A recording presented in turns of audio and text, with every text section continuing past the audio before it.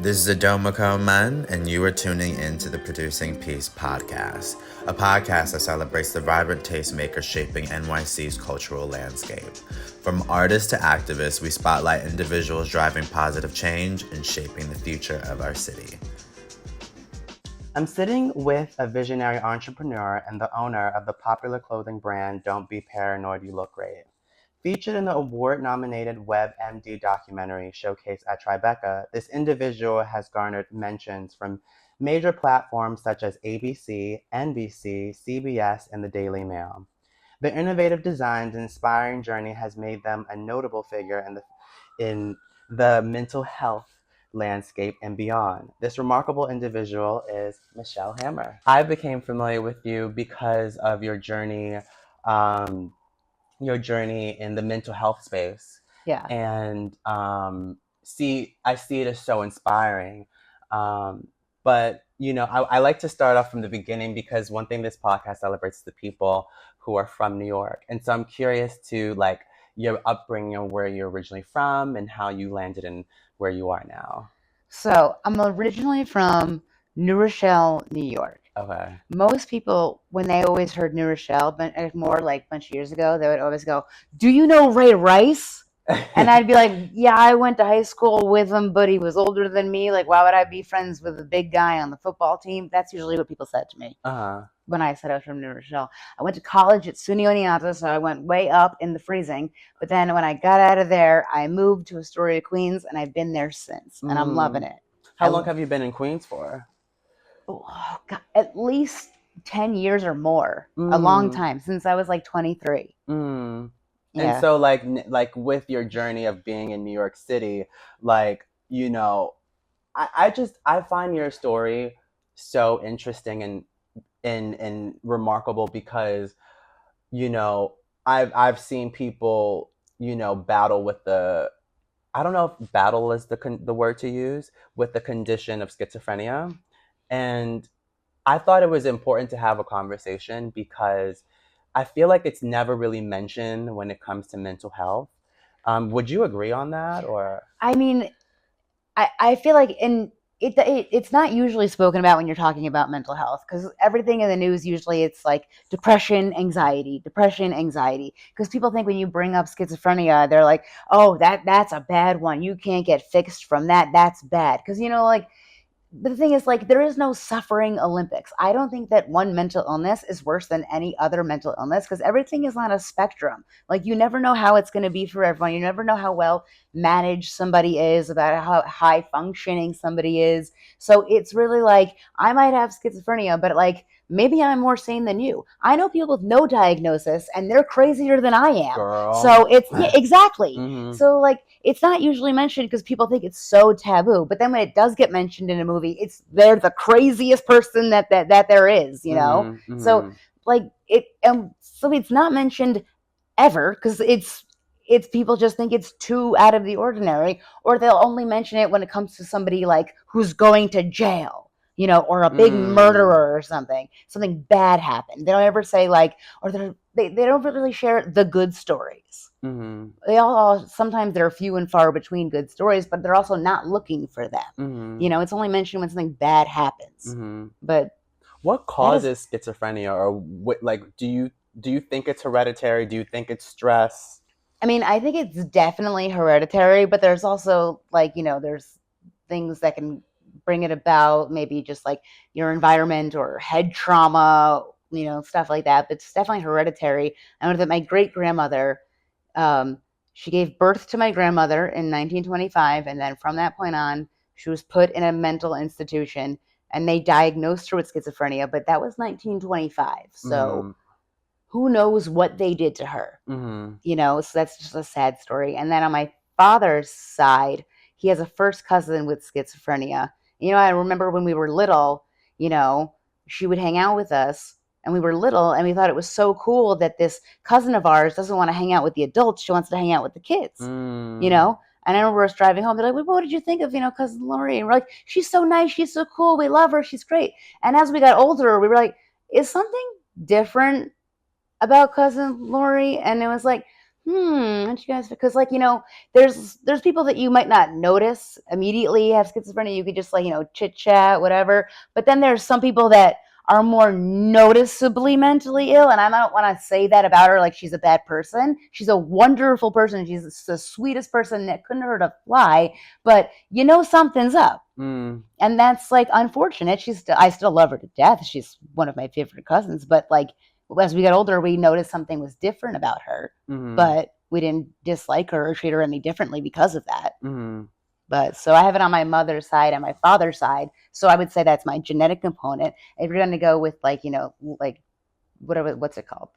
What's the word? Environmental component. Like in 8th grade, I had a concussion. So that could be something. Who knows? So I would say I've got the both. So yay. I mean, so one thing that frustrates me is the fact that some people mistake it for bipolar. And I believe that frustrates me because people, I feel like that's an opportunity to mistreat the person in terms of like their medical condition and giving them the right resources they need. And I'm curious to like, why do you think? Because I think you mentioned at some point that you was diagnosed as that, right? Yeah, in college when I was like first like a young freshman, they diagnosed me with bipolar. But I was sometimes like I think back and I'm like, you can almost diagnose every college student with bipolar.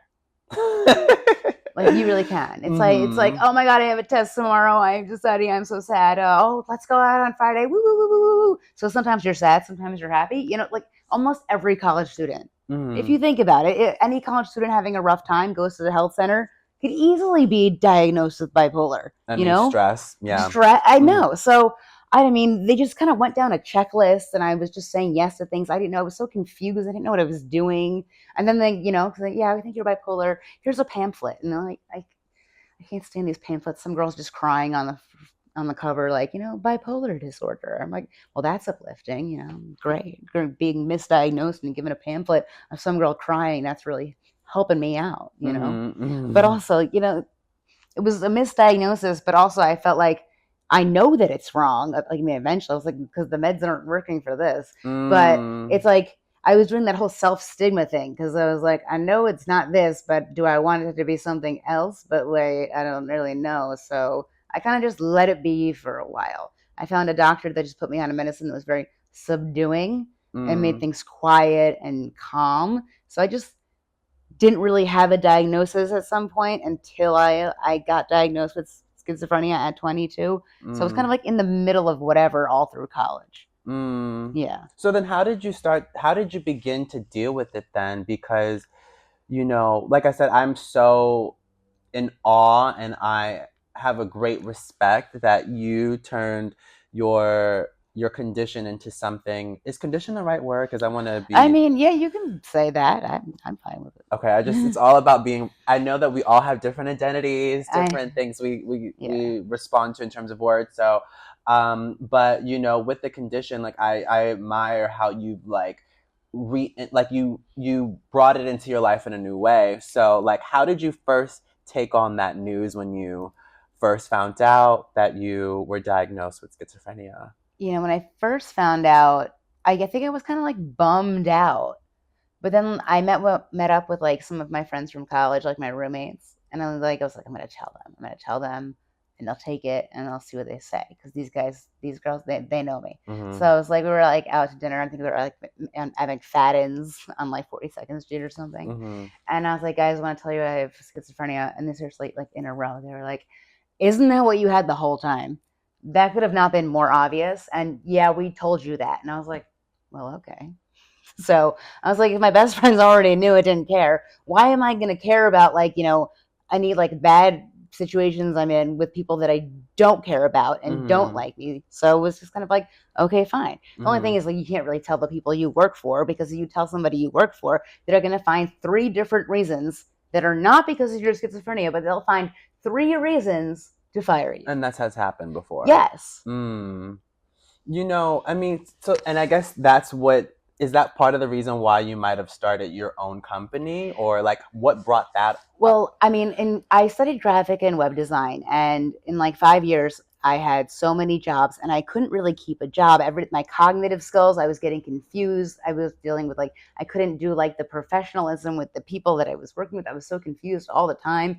And I was like hearing stuff. And then people were saying like, you said you weren't on the phone, but who are you talking to? I don't understand. And I was like, oh, I don't know what to do right now. Mm-hmm. So eventually, like, no, one day, and then one day I was on the subway and I looked down the subway and there was this homeless guy and he was talking to himself like the same way I usually do it. And I was kind of like, what is the difference between me and this guy?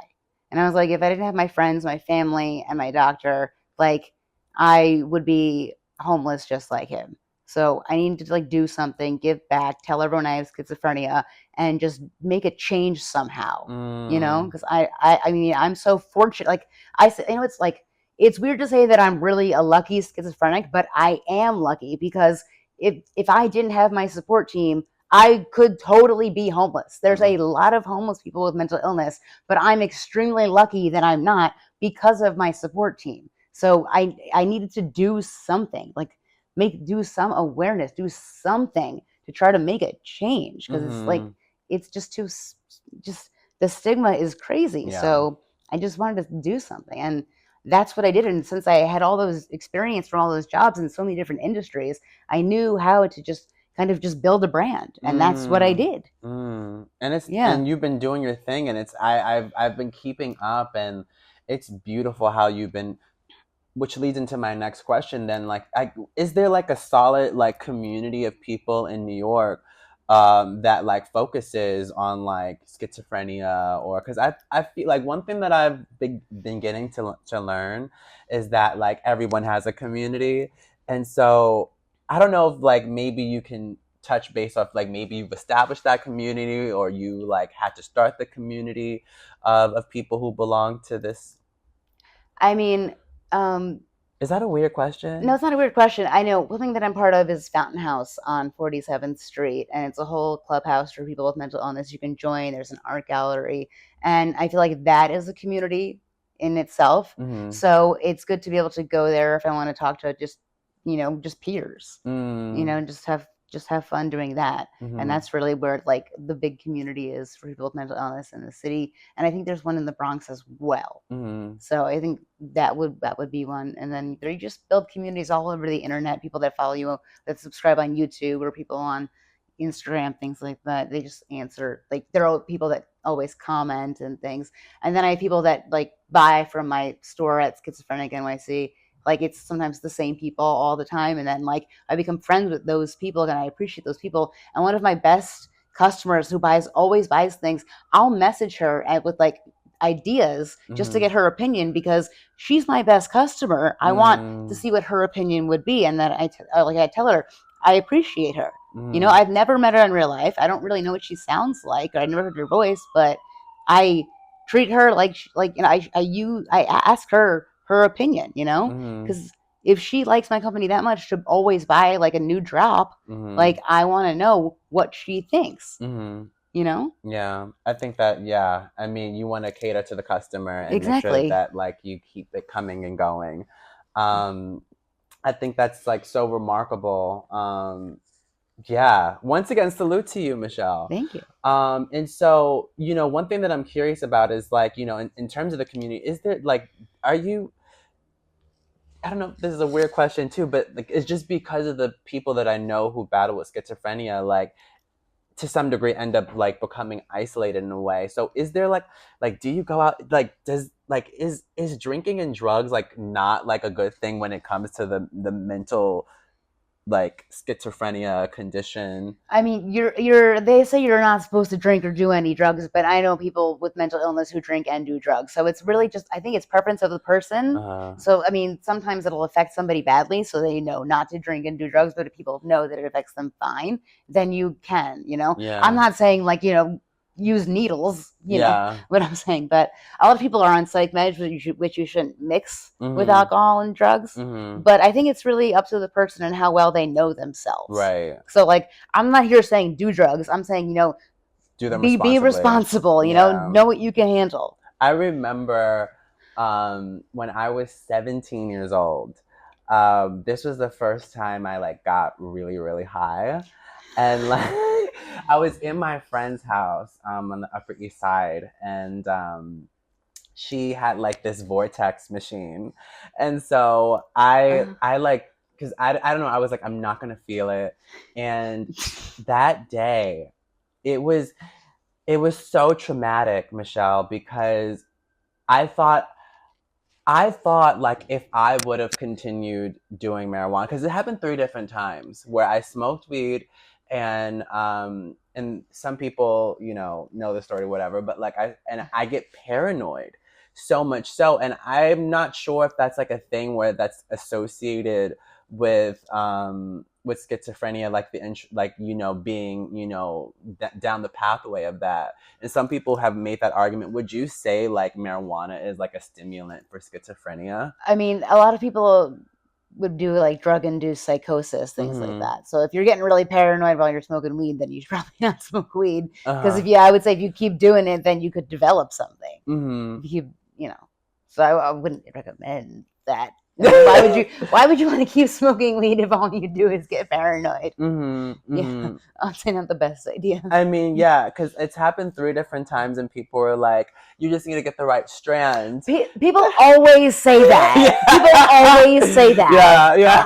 Like it's like no, right? Like no, right? I always tell them like when I don't like shrimp, they're like, "How do you not like shrimp?" I hate shrimp. Oh my god, it's like my favorite. People can't accept that. But have you had this kind? But have you had this kind? I'm like, I don't like shrimp no matter what. It's not gonna happen. Are you like not a shrimp girl? Or are you just not a fish girl? Just I hate shellfish. Okay. And scum of the ocean. I mean, they do say that. Wow. But one thing that like I admire too is that like you are part of the community. Can I say? Would I say that you're a lesbian? Sure, whatever. Yeah, I love just lesbians. Tattoo it on my forehead. You know what I mean? I've always aspired to be a lesbian. But I can understand why. It's fun. It's fun. You can like wear whatever you want, and it doesn't matter. And you can also just be like, and it doesn't matter, right? You don't have to be ladylike at all when you're a lesbian. It's very convenient. And so, like, you don't have to have your nails done. I think when it comes to lesbian women, I've always had like this admiration for lesbians. Obviously, I'm a gay man, so it's like, but I've always been like, lesbians are so cool. Like, love the vibe. Like, love the way how you guys get down. But, so I was like, oh my God, that's so cool. And I think that is just, that's like another identity. Because, I mean, I like to say all the time, for me, I am not gay is me. Like, I'm not this is me. And so like these things make part of who Michelle Hammer is and who you are.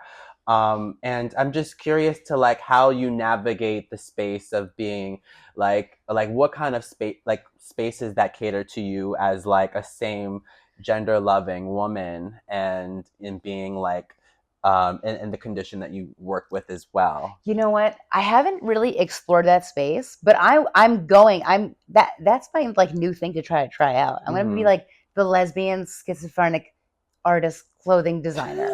I was like, why am I not like doing that? Oh my God. Like the lesbian sphere does not have a schizophrenic.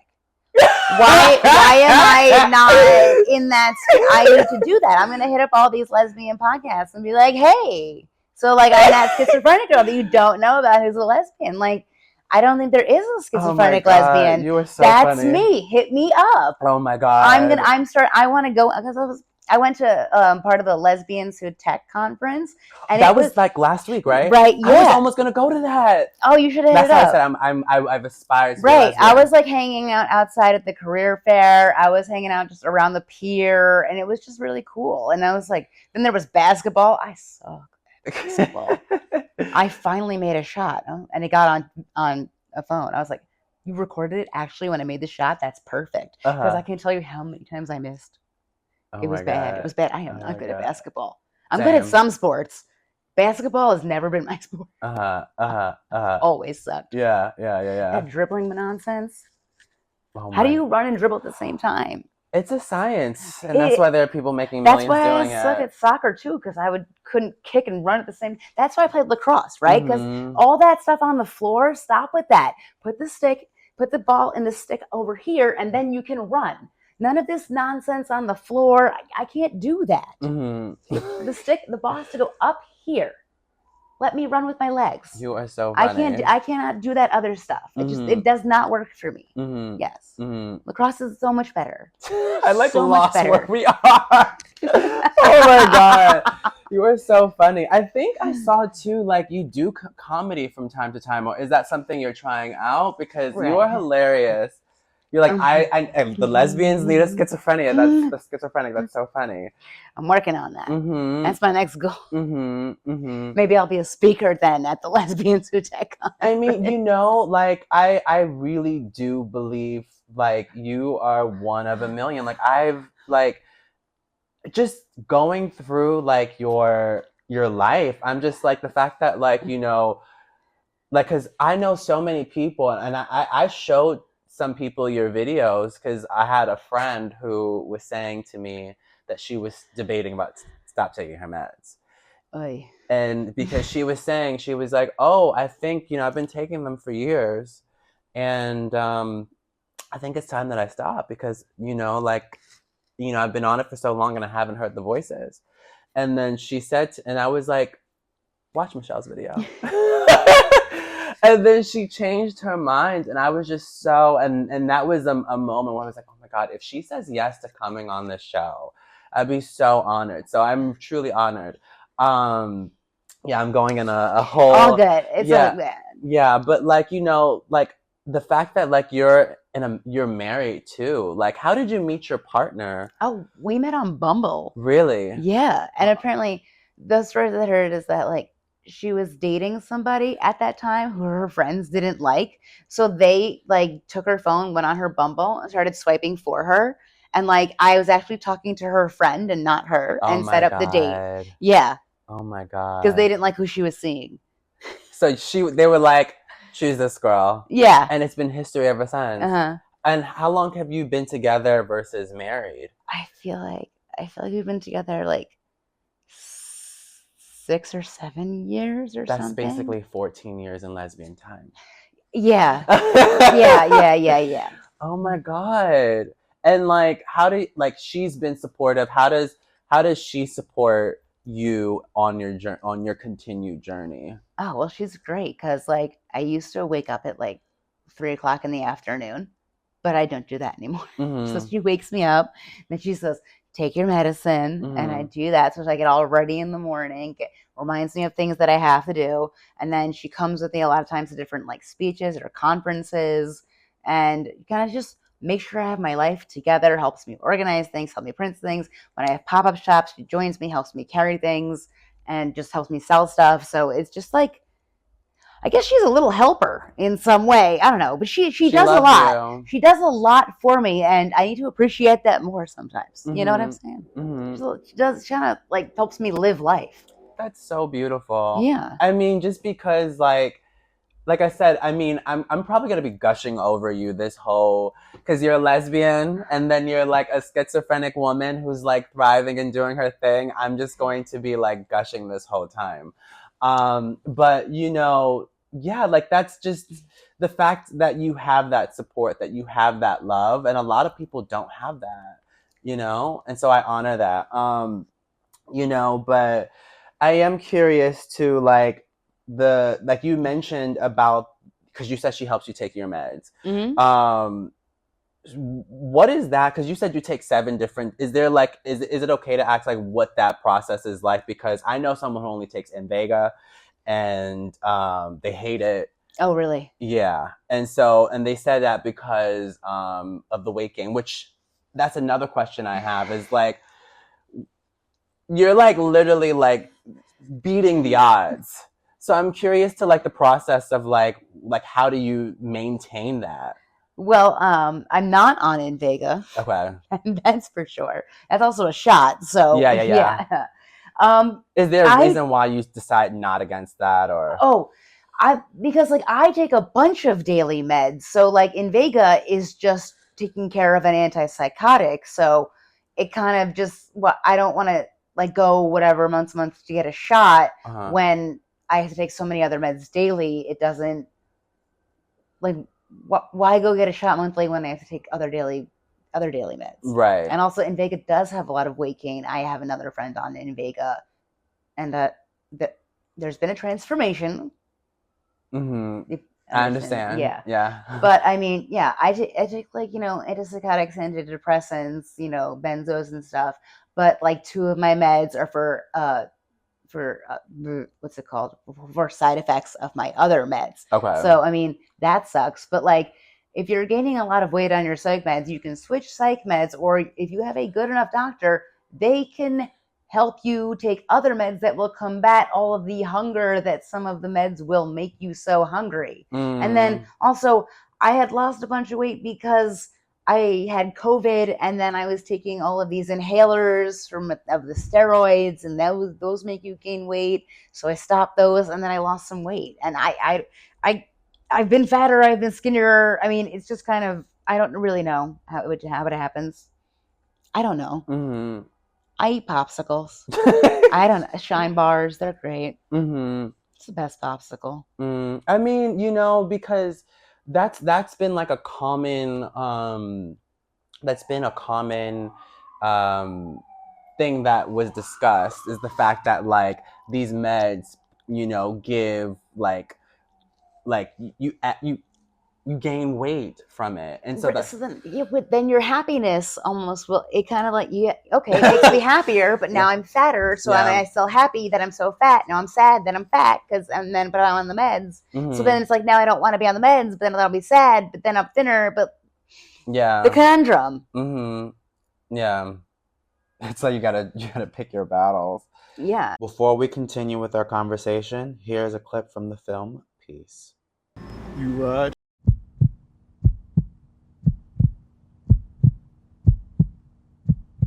Always into the day I die.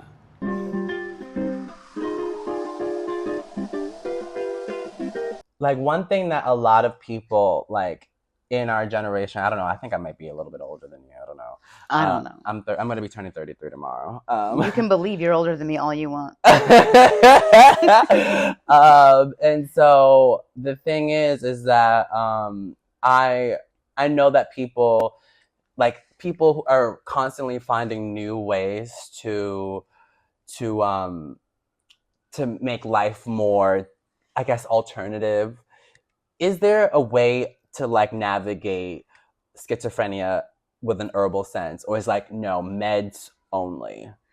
I mean, I have a friend that is doing the keto diet, and she pretty much believes that she's cured her schizophrenia through the keto diet, and more power to her. I think for myself, I don't really think the keto diet is for me. I just don't think I can maintain such a strict diet. And I don't quite think it would work for me, considering that I have such a, why do I keep losing my words? Since I have inherited traits of schizophrenia plus head trauma, I'm not sure the keto diet would really work for me. But there's holistic things like that people have tried. People are always telling me in comments that I just need to find Jesus. Like, I don't think that's gonna work. Like, and then I like to say, like, do you have a book about him I could read? Oh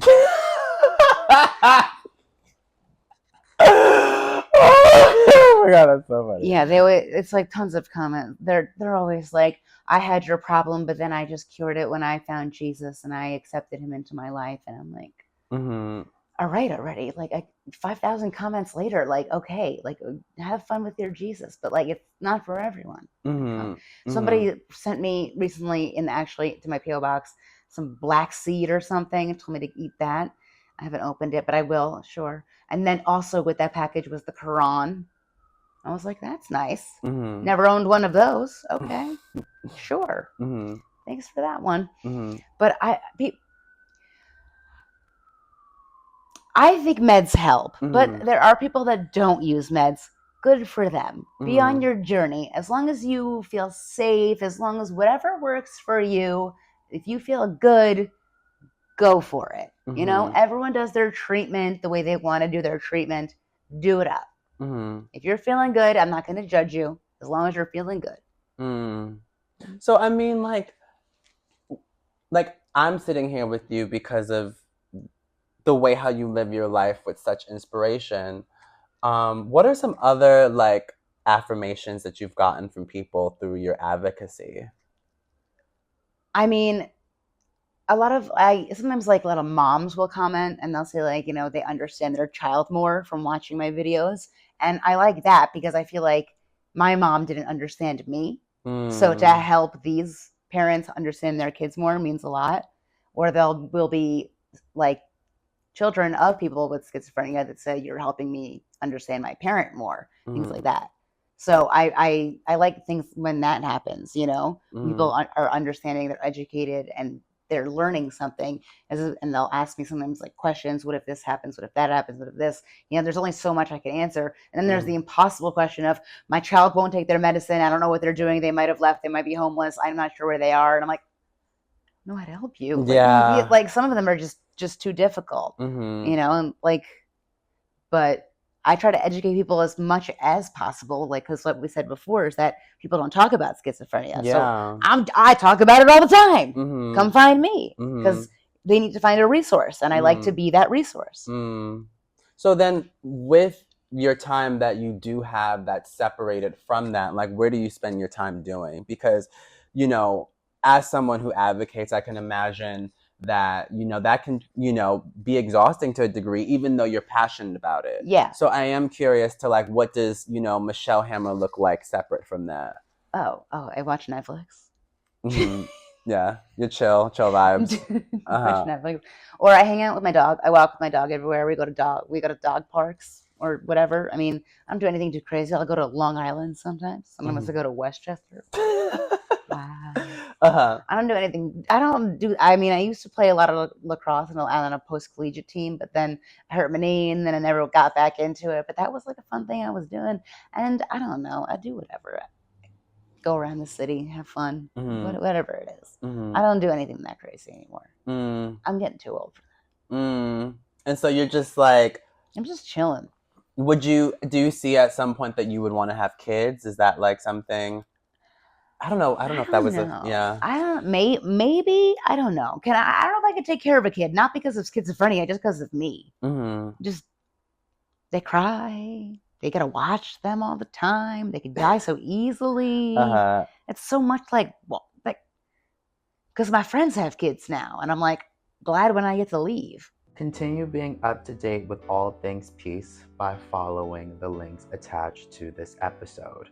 Thank you for tuning in. Now let's wrap up the show. With schizophrenia, like I've seen people who like transition from like not with the symptoms to then having the symptoms. And so like I understand that everyone's experience is different. I am curious is there if there's like a time period, because some people say it happens when you're around 22, or is it when you're younger, because you said that people with kids have it? Yeah, I mean it keeps changing, I think, when it's diagnosed, but they always say it's around like 20-ish years old, or men get it later, things like that. But I have like a theory on why 20-year-olds, they would say it hits then, is because you've just become an adult and now you have to take care of yourself. And I feel like when you're 20, that's when it smacks you in the face and you realize I can't take care of myself. That's my own theory of why it happens when you're 20 years old. I could be completely wrong in that theory, and then it's really just that's when your genes or whatever it is just change, and that's when your hormones change, and that I have no idea the science behind the whole thing. But they say that it hits you around 20 years old, something like that, I guess. But I mean, I think I had it way before then. It just wasn't diagnosed. So I guess you could say diagnosed around then, but when does it really start? Who really knows? You know? I mean, now I think a lot of people are getting diagnosed earlier because people are more up with therapy earlier, because it used to be more like taboo. So where do you? I think you said that you move around with your store. Yeah. You travel around the store, like the city, or is it around the country? Like where are you at now with your store? I was popping up in Union Square recently. I'm not popping up there anymore. I'm really just trying to get the little room in my apartment to turn that into like home office store so people could always just like come by appointment in Queens. But it's really just kind of where I can pop up and when, because there's certain rules, certain places. I think I'm going to be popping up at the Fountain House Gallery November 1st and 2nd is the next one. But I've been all around the city and all different places, met all kinds of people everywhere, and it's just interesting. It's you never know what you're going to expect. What was the most interesting thing you experienced? Oh, the most interesting thing I experienced? I mean, or that you can recall, because I've experienced a lot of interesting things. Like in Union Square is funny. Like there's a guy there that wears like old armor from like a knight, and then he just gets in fights with people and tries to like knight javelin them or something. And it's really weird because he just gets in arguments so he could try to javelin them. And I'm like, what's going on? Like, this is only in New York. Oh my and God. Then one time I got it when I was on 47th Street. It was like dead traffic, and this trucker is laying on his horn so hard, and I got in a huge fight with him. Oh my God. Me and him just started. I was yelling, "What are you beeping at? You can't move!" And I'm yelling at him, and then he was yelling at me, and he's beeping. Then he takes his truck over to the left side where I am, just laying on the horn, just screaming at me. But of course I can't hear him, and I'm yelling back at him, and he's yelling back at me, but we can't hear each other because he's laying on the horn. And then he went through a red light. And I was like, really? So I mean, it's a lot. And then over there was this homeless dude, David, who became like best friends with us. We became David Allen Simmons. Oh my God. Yes, he was like so awesome. He was so awesome, and then he disappeared. We don't know, but one day he fell so hard and smashed his head, and then my partner, she called the 911. I don't know. I think she goes, a homeless man fell and cracked his head. That's not what happened. He just fell and hit his head, but it was bad. The firemen show up in all these police cars, and he says he doesn't want to go with them, and he just goes, "They're my people. They're my people." So he denied help, and they all left. And then we see him the next day. He got sunglasses on, but he takes off his sunglasses, and his eye is so big. We're like, "David, oh my God, you needed to go." He's like, no. But then he disappeared. And we're like, I really hope he didn't die because of smashing his head that day. Oh my God. We don't know where he went, but he was the most fun person to hang out with all day long. Because, you're at the pop-up, you talk to people, you're bored, and like just David over there, he was hilarious. He always be like, "Where are you going?" But like, they're going to the laundromat, David. It's right there. Like, why are you saying, "Where are you going?" to all the girls that walking by? He'd be like, "Where are you going?" I mean, there's a reason why he's. I'm like, David, they go in the laundromat. You probably want to go to the laundromat with them too. He was just drunk all day. He was drunk all day. It was hilarious. But it sounds to me that like, because of being schizophrenic, it's brought you to so many different amazing places. And so I am curious then, like. Is life simple with the meds? Like, I know this sounds like a redundant question because, some people, and I think I've seen some videos where you share like, I don't know if it's called, what is it, an episode? Or? Kind of. I guess I call it a schizophrenia episode, but I don't even know if that's the right term. Okay. But basically, like I have schizophrenia. I talk to myself all the time, right? Me too. But yeah, right? That's what a lot of people say also. But it's really, I just set up the security camera in my living room where if I talk to myself, there it's aimed at me on the couch. People are always like, you talk to yourself on that couch a lot. I'm like, that's where the camera is. Like, do I need to walk around with a GoPro or something like all day? Like, I mean, it happens all day because they're always like, you're always on that couch. Like, go out or something. They're like, go out. And I'm like, no, this is just when I'm on my couch. It's just because I'm on my couch. But the whole point is, like, you see someone that's like, this person with schizophrenia is like going through psychosis. You might think they're running around, they're being dangerous, they have a weapon, they're trying to hurt people. It's like, no, that's just me on my couch talking to hallucinations. Like, it's supposed to be boring to watch. Is there like a specific thing that you'd be talking about, or is it just like day-to-day things? Because it could be like anything that had stimulated disappointed me through Okay. any part of the day, I might still just want to talk to someone about that, or I'm thinking about something in the past, I want to talk to someone, or like the hallucinations arguing with me about like boy bands of like the early 2000s. And I'm like, I don't like new Backstreet Boys either. Like the new Backstreet Boys stuff sucks. I don't like it. Stop arguing with me because I agree with you. You know what I'm saying? Like, so my Just saying. self-talks go like, it's like, okay, this is what I need to get done today. Blah, blah, blah, blah, blah, blah, blah, blah. Yeah. So it's just, at the end of the day, I think it's just like we all live this experience together. Mm-hmm. And like, you know, it just looks different for each and every one of us. Yeah, it's how much it like takes over your life. You know, that's when it becomes a problem. Like, you know, you could talk to yourself, but are you talking to yourself so much that you can't get anything done because you're too busy talking to yourself that nothing gets accomplished? You know, when it becomes a problem, then something is going on. Would you ever consider like leaving New York City with the chaos then that happens here? Regardless of, it's like one of the questions I always ask because you've been here for so long. I like the chaos here. Really? I like it here. Yeah. I don't want to go somewhere calm. You're like, what? I don't know. And then I gotta drive everywhere. You gotta get a car and drive. Do you have your license? I do. Okay. I'm from Westchester. Yeah, you did mention Even that. a car in Westchester, you're like, it's like, ugh, where would I walk to? Like, I'll have to walk so far to do anything. Yeah. Or call a friend, beg for a ride. Mm-hmm. Yeah. Mm-hmm. That would be awful. So New York City. I don't have a car. I don't have a car. Yeah. Right. I would only have a car in the city if I had a parking spot. You know? Because otherwise, you're moving things. It would move at 8 a.m. No. So I would imagine then, like if I'm painting the picture, it's like you, in a way, are calm and the chaos is around you, and then you're just a response to the chaos to a degree.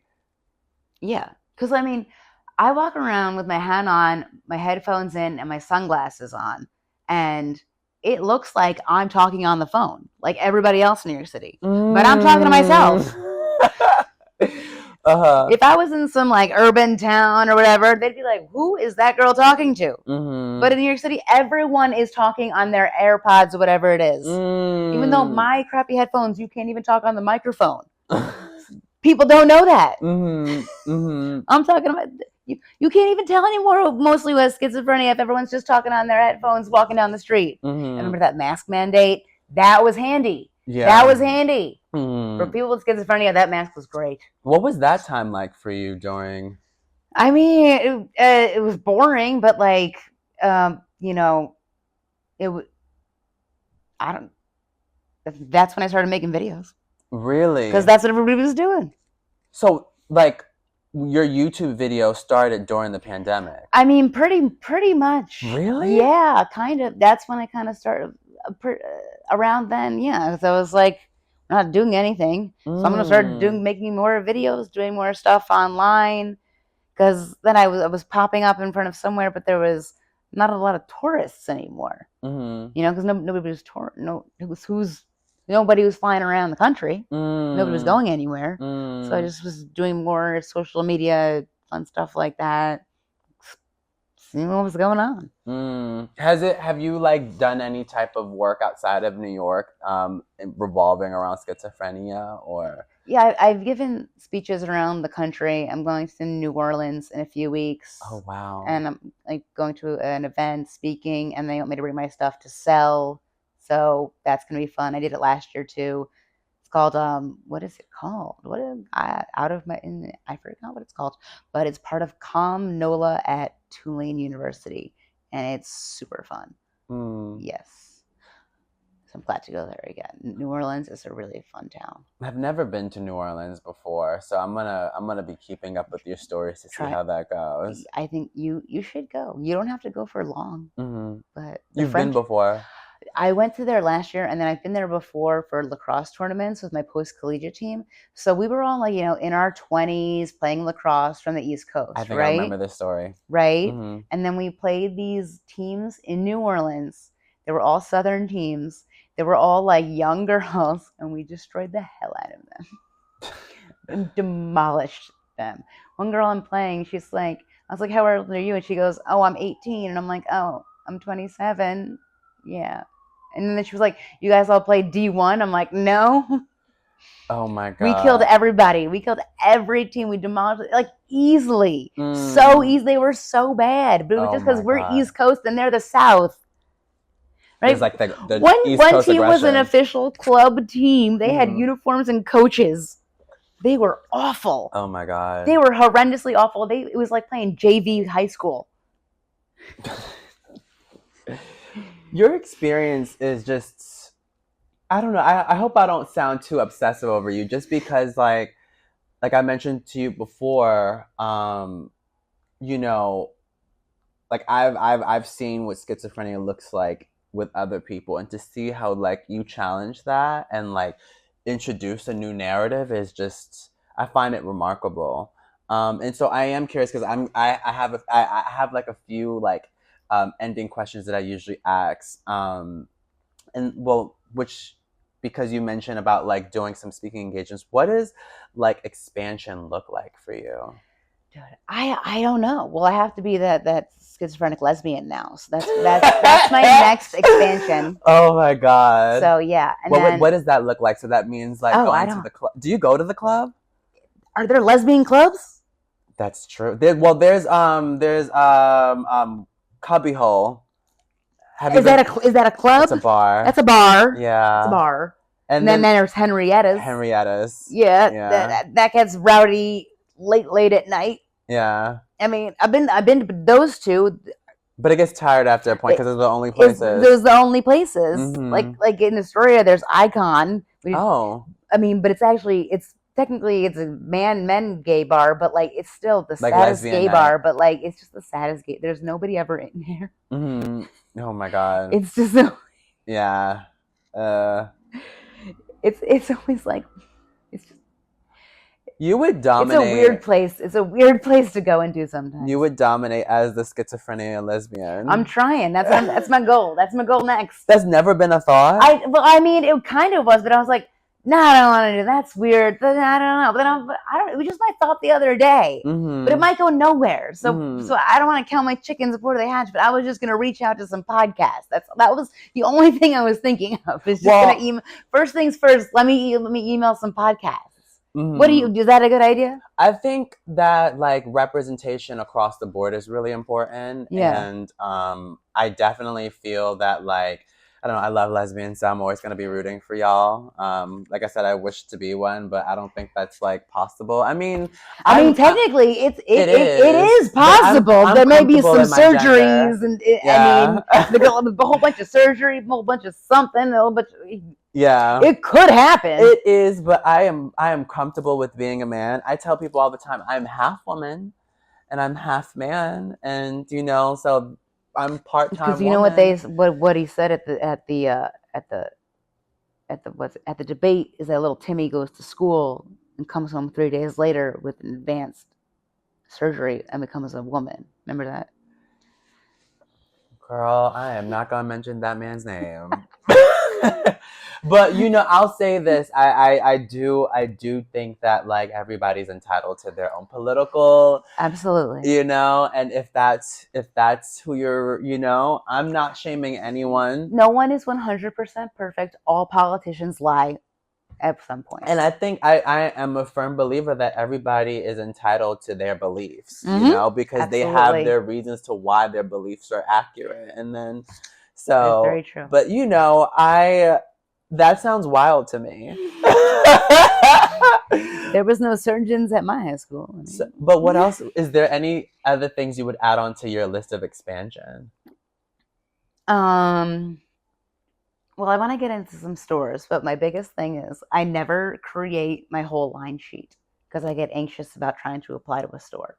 So I need to make my line sheets to send out to different stores because I've been asked before, make a line sheet, send it to us. I go, oh, okay. And then I don't do that. So I needed to get that done. And who knows? I'll be popping up who knows where. And I don't know. Wherever the wind takes me. I'm going to Princeton. Not Princeton. I'm not talking at Princeton, but just Princeton, New Jersey. I'm going tomorrow and speaking at a conference with Bristol Myers Squibb about this new schizophrenia medication, CAR-XT. So I'm going to be on a panel about that. There's going to be like 300, 400 people in the audience. I'm like, all right, let's do it. Can you give a little insight on that? Just a little bit of... Well, it was formerly this pharmaceutical company, Karuna TX, and they developed a schizophrenia medicine called CAR-XT. And from what I know, it's not an antipsychotic, but it more helps your cognitive skills. And that's mostly what I know about it. It's not released yet. It might be released like the day after. And well, they've done clinical trials. Apparently it's supposed to be good. I don't know if I'll be taking it because I don't know about like a whole new med change or anything, but it's supposed to be kind of a game changer. So kind of see where that goes, how it happens. And I'm speaking on the panel as a person with schizophrenia because, they always like to have that patient advocate there along with like a professional doctors and things like that. So I'm going there to Princeton, New Jersey. Fancy.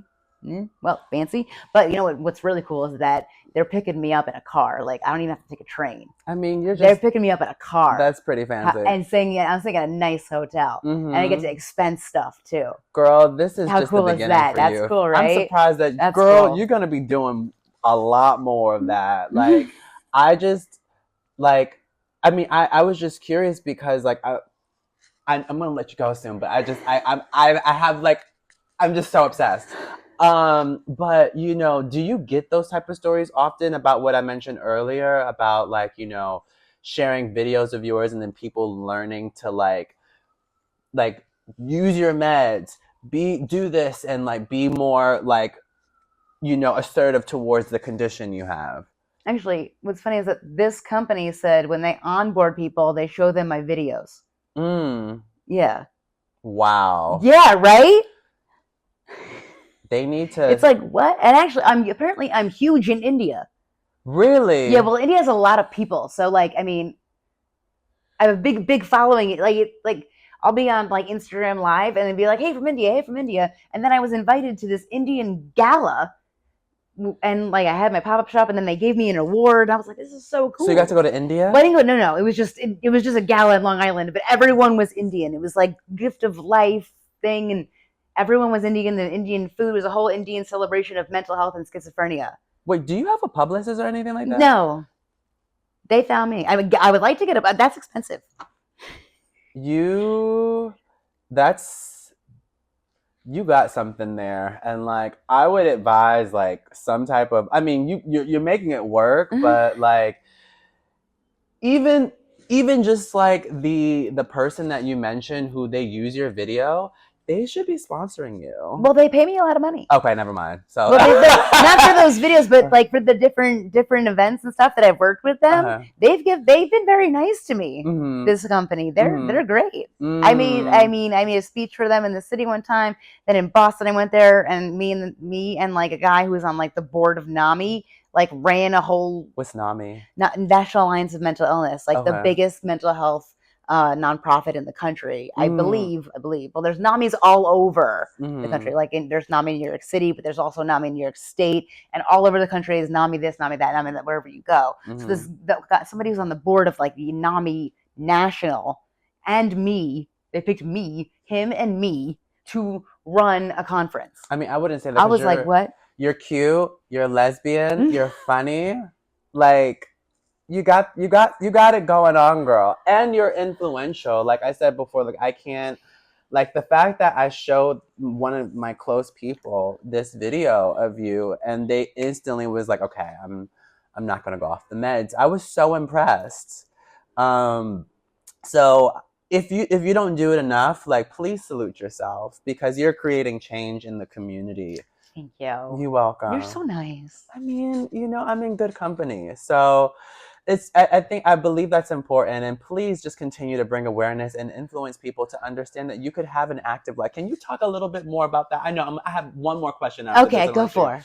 Like, I want you to talk about, like, you basically talk about it, but just before we get ready to close out, like, an active life of having schizophrenia, so people can understand that, like that you can have an active life. Yeah, you can have an active life and live with schizophrenia. People, I always say, like, don't feel bad when you get a diagnosis of schizophrenia, because getting that diagnosis means now you can be, get the right medication to be treated for the correct illness. You want to have the right diagnosis. And also, schizophrenia is not the worst illness you could have. Nothing is worse than other illnesses. There's all different spectrums. You can still live your life. You can still live a great life. It doesn't mean your life is over. You can choose to tell people, you can choose not to tell people. It's just a diagnosis, and then you can well manage your life. It doesn't mean that you're something bad. It's not. You can still live your best life. Don't let the stigma from society get in the way of living your best life.